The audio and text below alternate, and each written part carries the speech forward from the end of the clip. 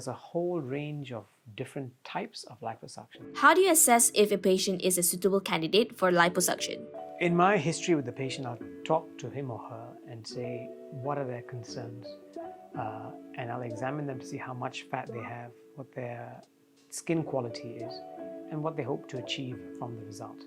Where do they want to perform the liposuction? So those are the kind of questions that I'm looking to get an answer before I can before I can give an opinion on what I think will benefit them, whether it's going to be liposuction or something else. What areas of the body can be treated with liposuction, and what are the expected results? Oh, most areas of the body can be treated. So I've liposucked from the abdomen, I've done liposuction on the chest, I've liposucked the thighs and neck area, and even parts of the face I've performed liposuction on before. I've also done liposuction on the arms. So with liposuction, what you want is you want to obviously remove the fat. That's what we're doing. And with that, we also want the skin to retract. So depending on, like I say, how the examination of the patient's skin quality is, I'll be able to form some assessment on whether I think the skin will retract. So we're expecting, through liposuction, fat to come out, and over time, for the skin to come back.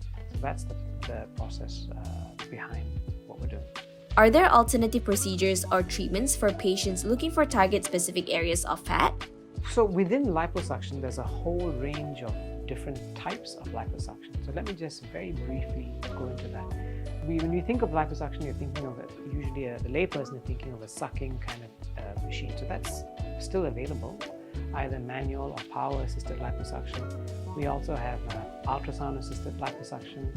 There's also radio frequency assisted liposuction. So these are some of the options we have when it comes to liposuction. These are all surgical options. Non-surgical options are also available, and these are sculpting devices. So those are also available to help with targeting certain areas. Can you explain the liposuction procedure and what patients can expect during recovery? Sure. The procedure is, initially a patient comes in, I'll have a discussion with him or her, and then I'll give them a couple of days to think about it, maybe make a plan for surgery, and then on the day that they come in, I'll mark the area that they want to perform liposuction.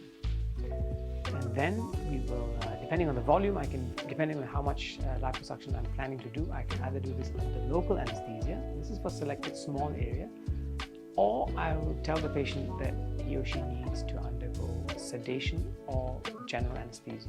Then I'll call my anesthetic colleagues to make sure that the patient is safe and comfortable during the procedure, and then I will perform liposuction.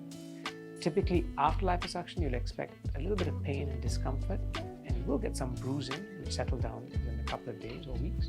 And depending on the area that I liposuck, I will usually offer my patients compression garments to make the recovery quicker as well. And then I review the patients in a couple of weeks' time. What measures do you take to ensure patient safety during the liposuction process? Patient safety, as I mentioned before, is crucial. So if I'm doing a large volume liposuction, two things I'll need. I will always ask for my anesthetic colleagues' inputs, and my anesthetic colleagues, more than the inputs, I'll ask them to be with me during the surgery because I want them to monitor and give the patient the anesthesia. Second thing is, if it's large volume liposuction, I would do it in a hospital to make sure that the patient is admitted for a day or two. If it's a smaller volume liposuction, I may opt to do it under local anesthesia or sedation. Those are usually quite straightforward, and patients can go home the same day or sometimes the next day.